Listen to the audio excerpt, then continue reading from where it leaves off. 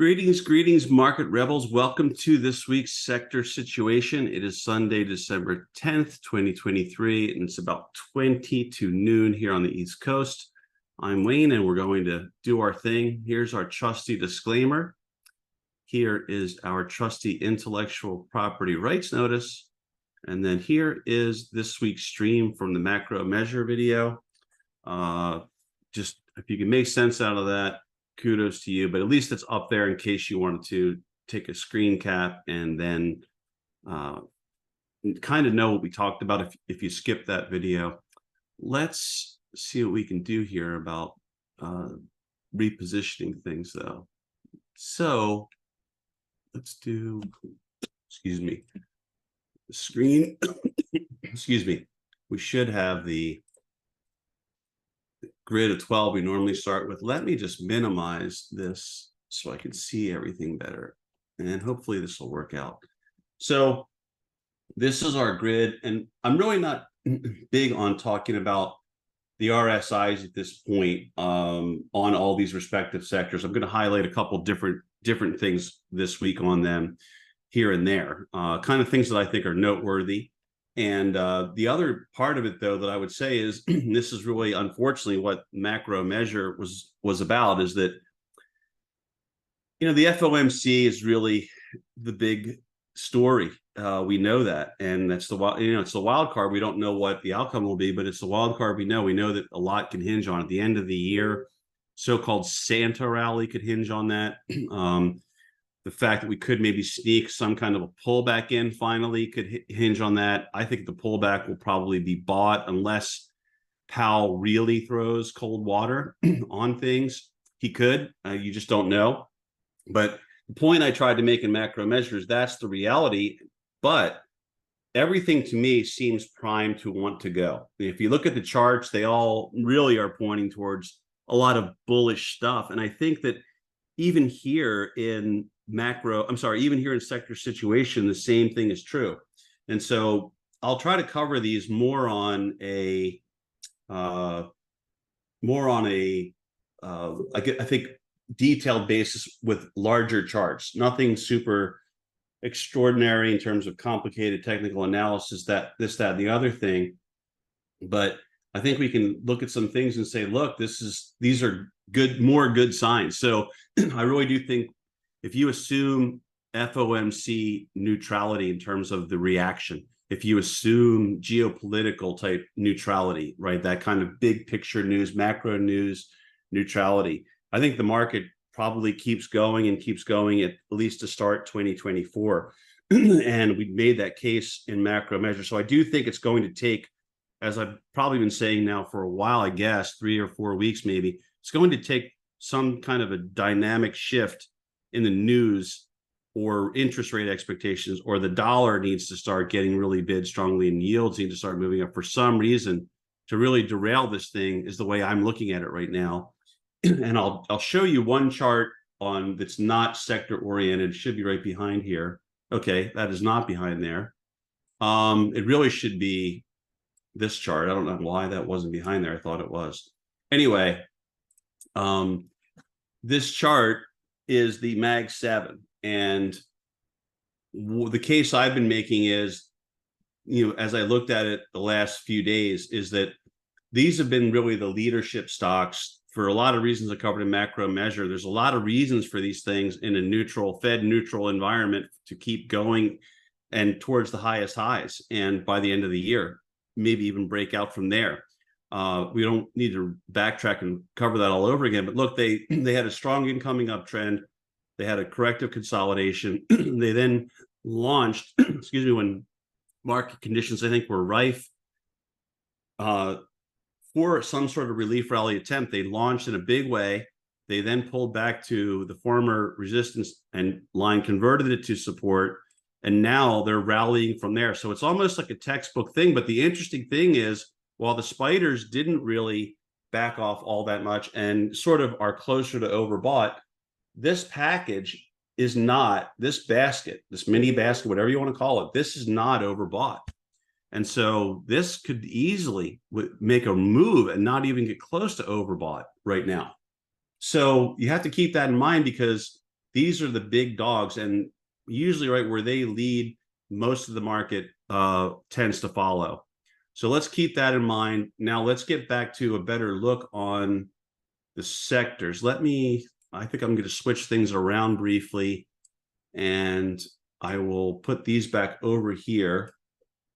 And then I'm going to go through them really not one by one, but I'll make some comments on them. But really, this is more about looking at the situation and saying, if we look at this market right now, what's it telling us? And if I look I want to start out with XLP, the staples on this basic chart that we tend to use.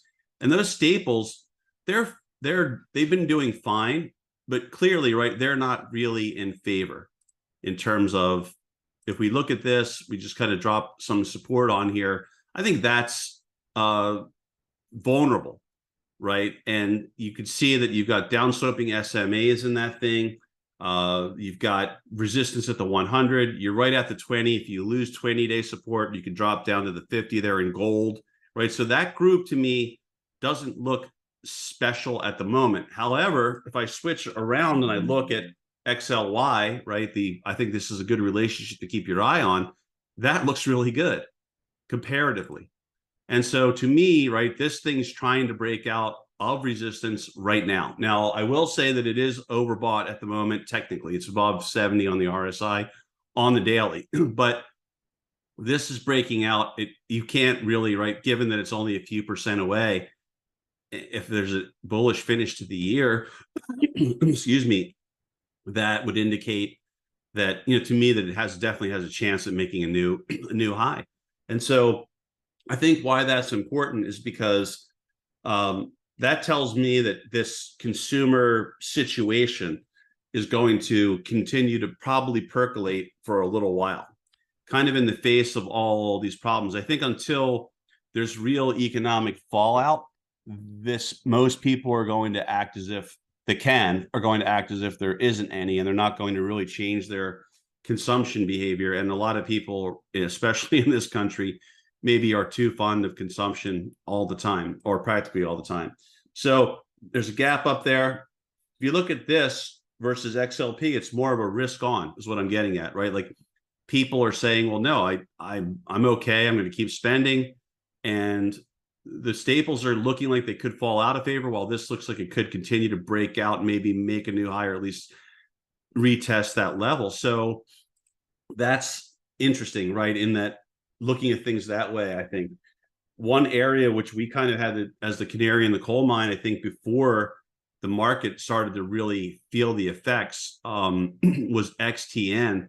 This thing was under big pressure. This thing's now above all the SMAs. I do think it's towards overbought, but overall, it's right. It wouldn't be surprising if Powell somehow creates a reason to take profits and creates a pullback. I would expect it to come in maybe towards the 200 there in purple, near say 76. So that would be down 3+% from here, something like that. But overall, right, those SMAs are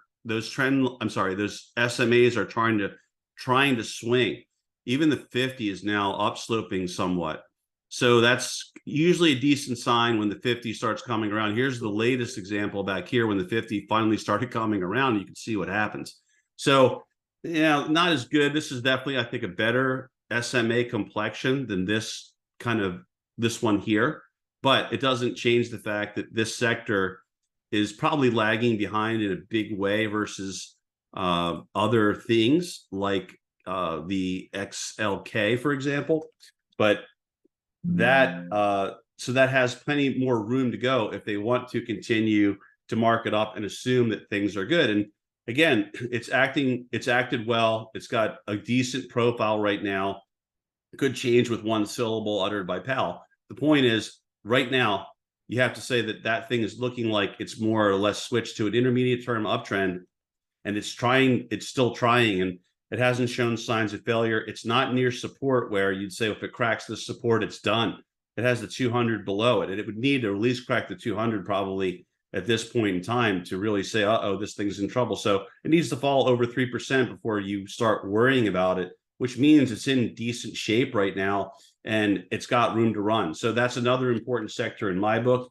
Another important sector in my book are the financials. And with what's happened lately, right, they've been on fire. Are they a little bit overbought? Yes, they're overbought at the moment, right? So I wouldn't say like a pullback is out of the question, but they also had an incoming uptrend, consolidated, pretty deep retracement if you really look at it, right? If you look at this low to this high, then how far you pulled back, but look how they've managed to turn it around.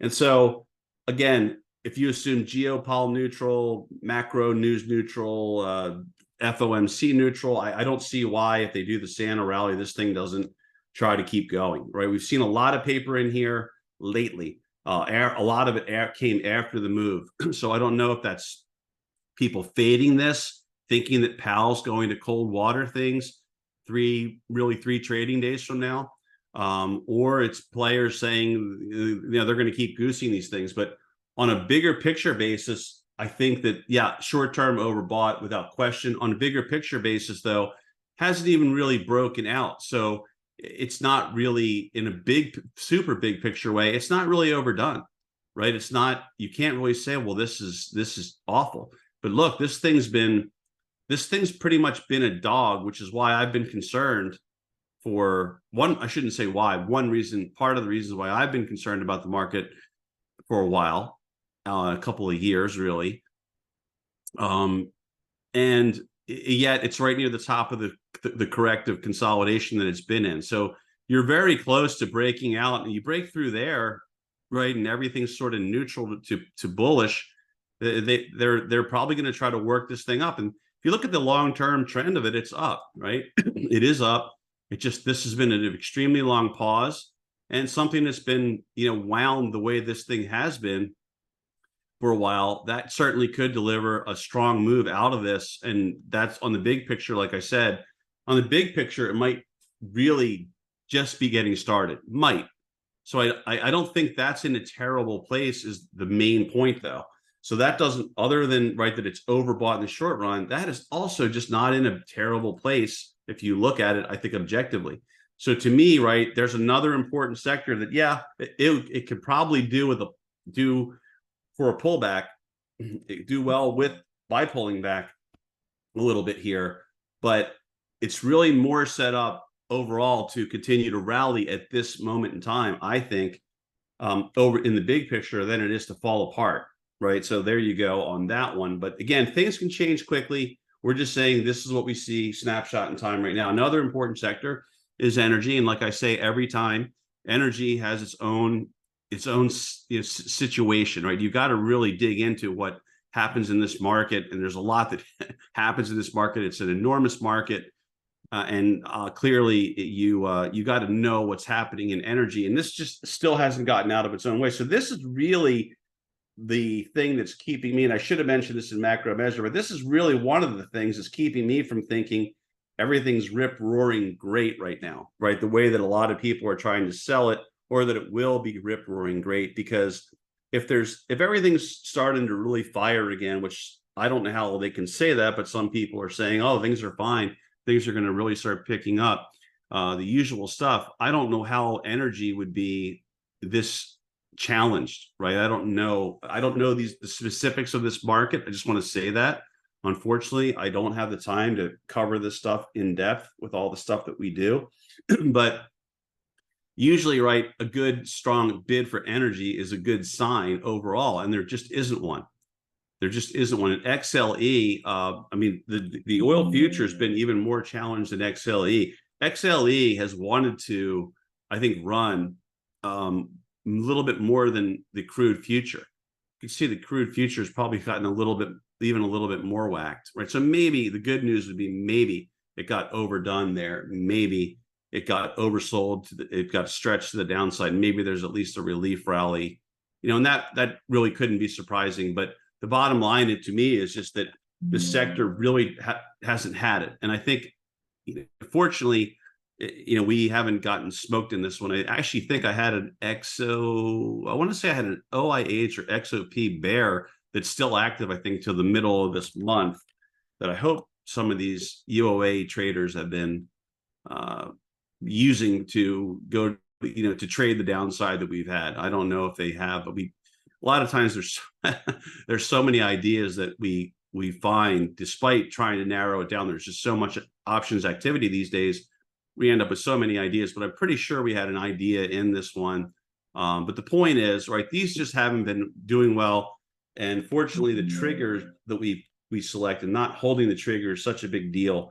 But that keeps us out of big time trouble, right, when we see ostensibly bullish paper and we're going the other way. But if we look at those important sectors that we just did, those sectors, other than energy, those sectors are maybe a little overbought, but they're actually more primed, I think, for longer term bullish activity, even if they're set up really in the short term for a pullback. Excuse me. Here's XLI. Here's your industrials. This is overbought on the daily. There's no question this is overbought. But does it have room, right? Does it have room to really stick with the calendar, stick with the bias, stick with the Santa stuff that Bubble Vision will talk about, from now until the end of the year, maybe even into the new year? I mean, certainly, right, it could tack this on and get back there. The interest rates doing what they've done, the dollar doing what they've done, it's probably been very helpful, right? Knowing that the dollar's been getting hit now for about a month plus, right? Maybe like 5 weeks. The dollar's been, wonder why we keep jumping over to the left, and I'm not sure why. I might just reduce the time so we can get through these more quickly. But there's the dollar, and that's been pressured now. Look, since here. So that's about, it's about 5 weeks of pressure. And then yields, of course, didn't want the dollar sign. Yields, of course, have been pressured a little bit longer, I think, actually. Let's see. Than that. I think the yields got topped out in, a little bit. Yeah. So that's about 6 weeks. So you can see, and that tends to help out, right? And basic materials are similar. Oops, XLB, I say. So XLI and XLB, they both have had good runs, and it's probably both have probably been helped by the dollar and yields just being under pressure.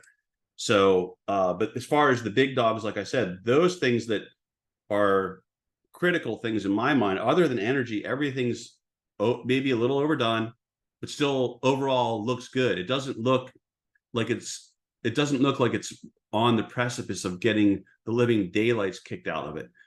So technically, you'd have to fall a little bit to really be in big technical jeopardy is part of the point here.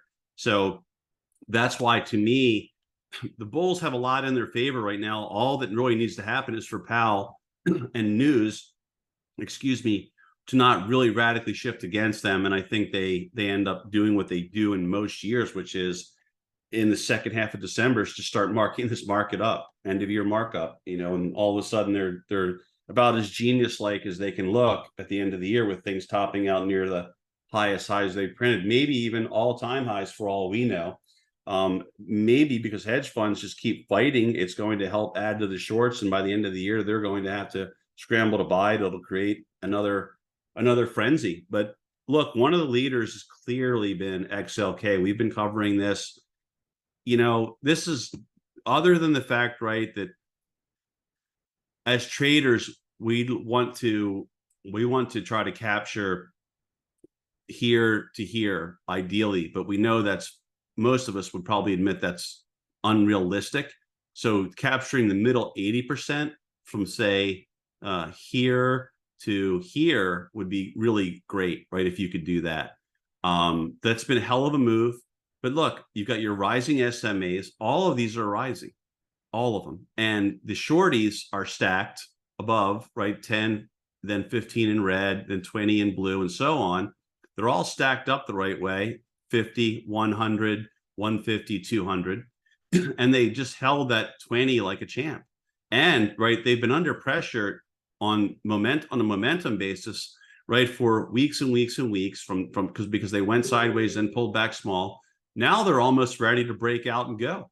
They are overbought, right? They're approaching overbought technically. They're just below 68, I think, on RSI.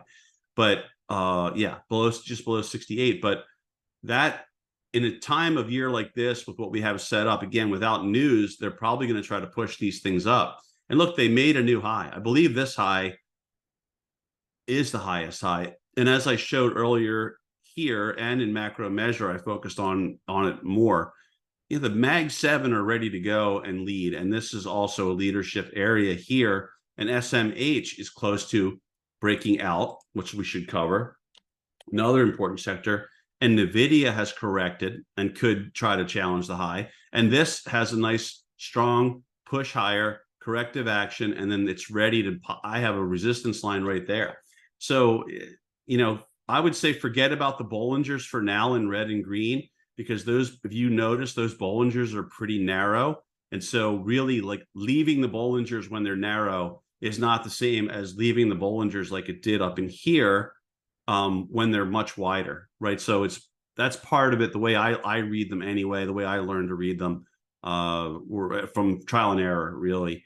I wasn't so I'm not so hung up on this maybe as I would have been 30 years ago when I first started working with this stuff. But so the narrowness to me is a key factor in saying it doesn't really matter if it gets through here right now, because they're not that wide. You're not really, in other words, all this is really telling you, and put another way, is you've been consolidating and now you're getting kind of like range and volatility expansion, and that's probably a good thing.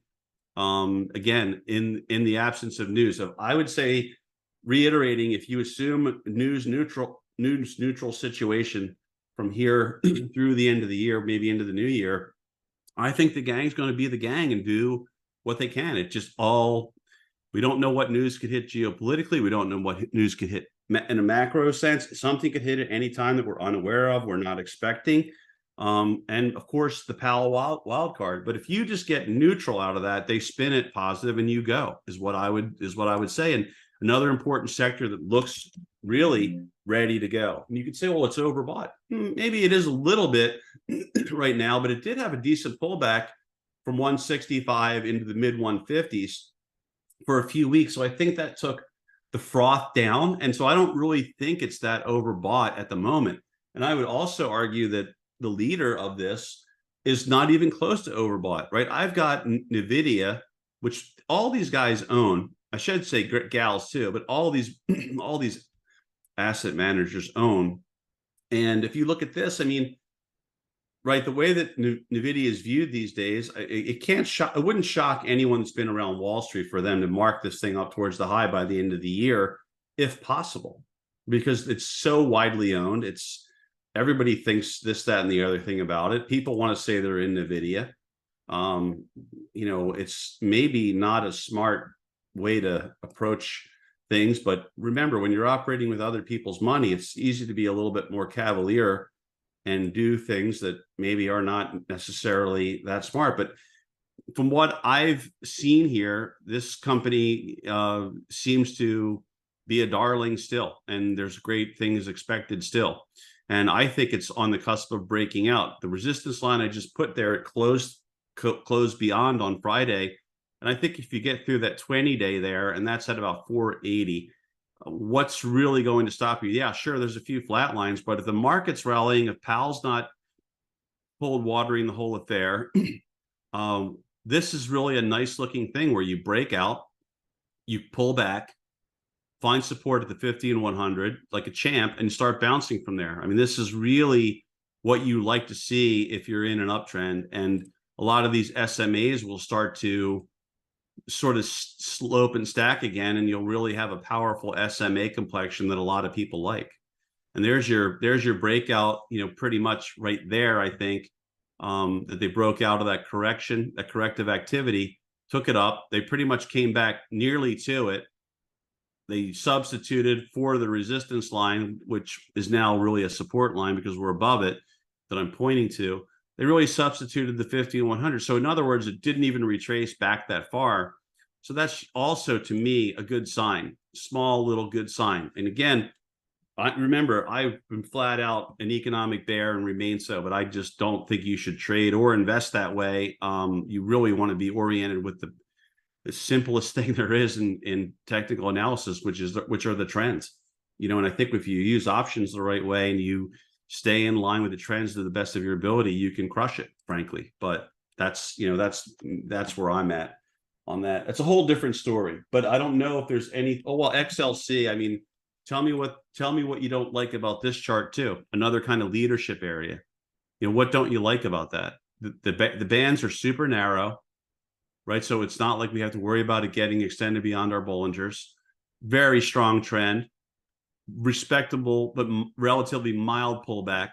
Takes the overboughtness out of it. Not even really above 60 on RSI down in here. It got down to, I think, 47, 48. Right now you're at 60. So to get another burst out of this, another leadership sector along with XLK, these are primed to do this. So as I've been saying, to me, it will take a news the dynamics have to shift, and the only thing that's going to do that is going to be really some sort of geopolitical or macro news here in the US, or Powell does something, says something that it doesn't that shows Wall Street that they're again way too optimistic about when rates start to come down, which I think is a possibility. I just don't know. I mean, I'm not a Fed expert, and I'm not there golfing with all these people on the weekends, and I don't have a beach house in the Hamptons, so I don't know what's going on.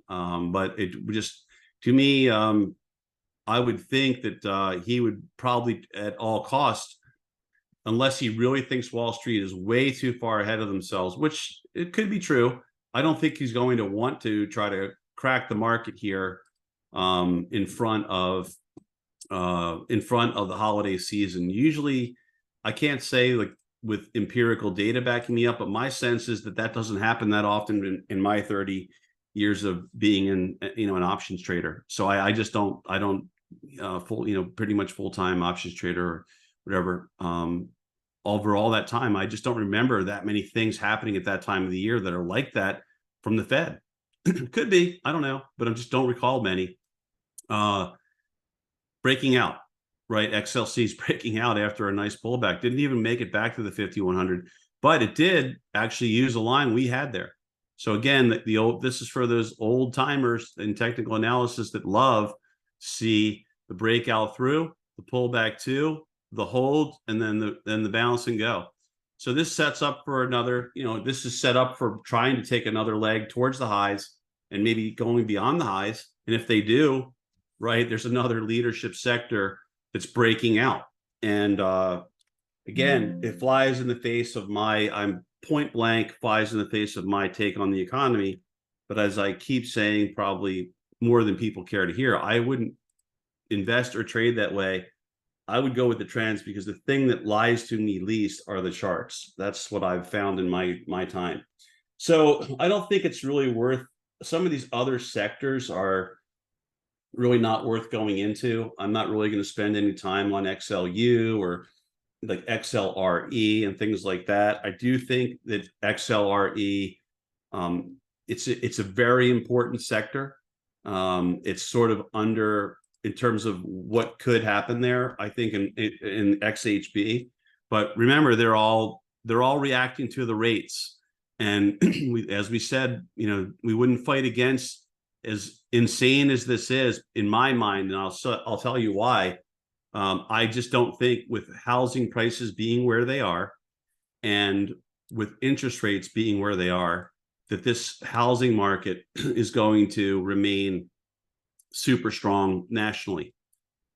Geographical regions, right? I think sure that could still be the case, but a lot of things are going to, I think, really hit the skids in a lot of other places. So I don't think that this thing should really be priced, in my mind, at this high. But we did say last week we wouldn't stop ourselves from trading this as bulls, because if they're moving it up and we want to profit, even if we have this, what's going on there, how can this even be happening?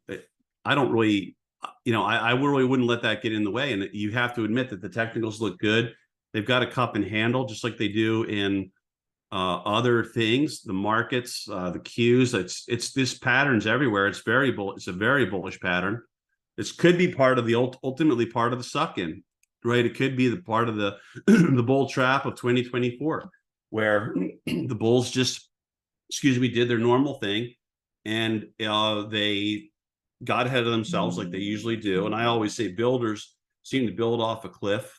like Wile E. Coyote, where they just keep building, building, building, as if the good times will always roll.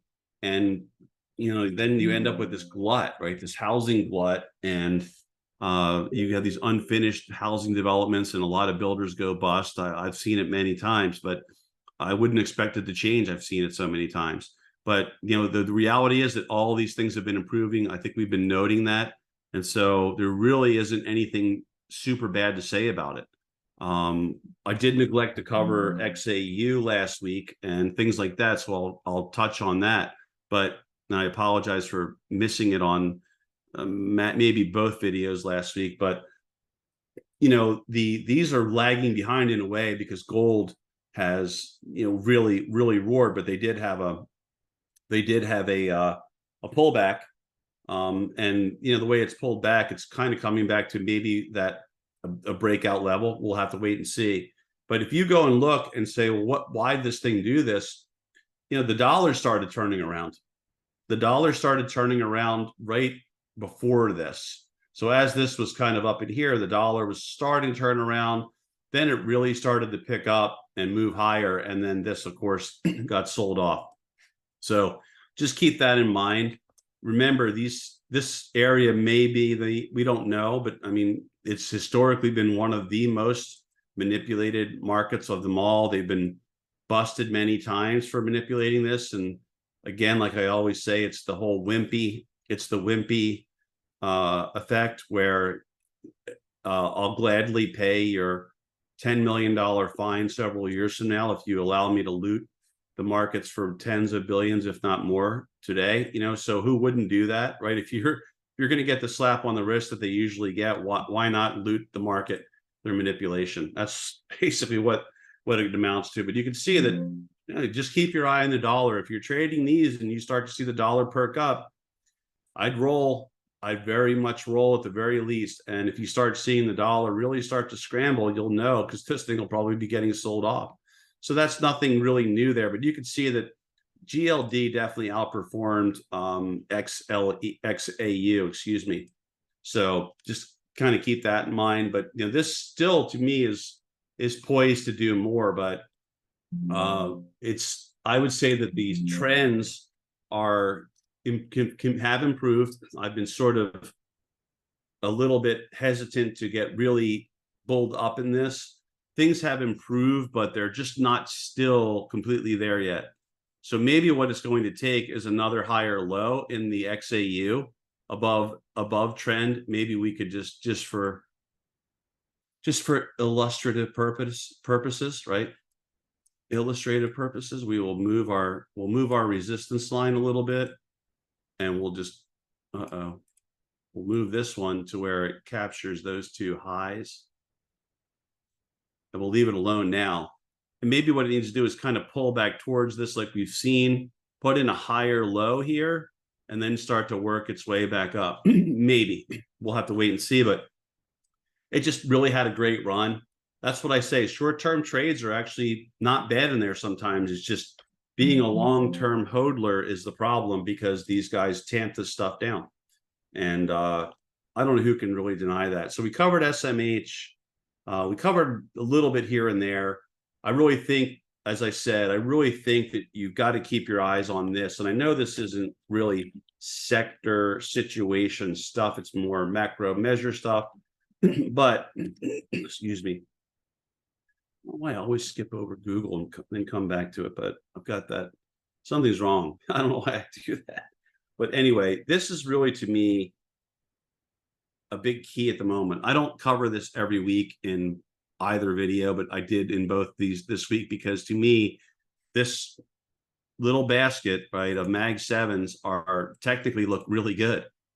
And I think the only thing that can stop this at this point is some dramatic news shift, really dramatic news shift. So it would have to be the FOMC not panning out anywhere close to what they hoped for, or something else, macro US, domestic, geopol, whatever the case may be. It has to be something like that.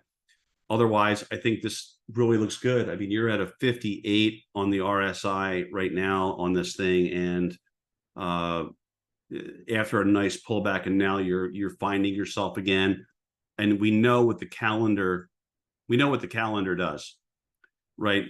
I didn't have the perfect graphic for it, and I wanted to get things recorded. Let me see if I can just find that though. Actually, let me see if I can switch things around. That's not it. It looks like I might have had a sharing problem here too. That would be wonderful if it were the case. Okay, that is not, why did that not show up? It was supposed to be this one right here. There it is. So, well, I'm really hoping that the video is not off. If it is, my apologies, but unfortunately I have to get these things out. I'm wondering if this thing I didn't reshare. I'm sorry about that, everybody, if that's the case. But where was that wasn't what I wanted. It was this one right here. I wanted to just show this, and because it kind of came up in my mind, but this is it, right? If you look at all years, this is the red line on these. So we're looking at the Dow, the SPX, and then the NASDAQ. And you can see that in the middle of December, that's when things sort of typically bottom out and we start that end of year push. And we are in the pre-election year, which is the black line. And you could see that in this case, right, you kind of plateau, much like we have recently, and then they launch an even stronger rally typically in the pre-election year. So I hope that's showing up. And again, if there was something off, I apologize for that. I'm not sure if I managed to not switch the right screen or thought I did or what have you, but my apologies if that's what happened here. But that is what we're up against. So when you're up against that, and then you're up against, what happens next year, which tends to be that you rally, mainly through May, and really through overall, you rally through July. So, and it's the second best of the 4 years. So that to me just portends, right, that the bears to me are really these hedge funds that are shorting this Mag 7. They're really playing with fire because they're at the wrong time of the year. They must be expecting Powell to really cold water this thing. I don't know what they're thinking. I mean, if I were doing that, I wouldn't be doing it. But if I were doing it, I would be doing it very carefully, just because I think without the news playing in your favor, your goose is more than likely cooked in most years. You're playing a low probability situation. So hopefully something. You really got to beat on something that's being overlooked by most people. Maybe that's the case, but otherwise, end of the year finishes strong. Next year starts out and kind of remains strong, really, through the first 4+ months. And then there's a little bit of a somewhat of a mild swoon, but then they come back again.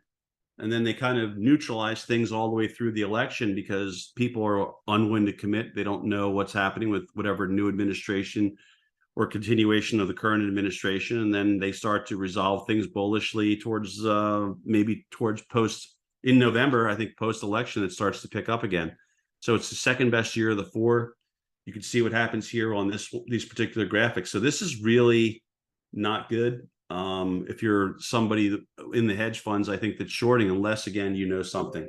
I just feel like, boy, they are playing with fire. So I'm going to stop on that and just say thanks for tuning in.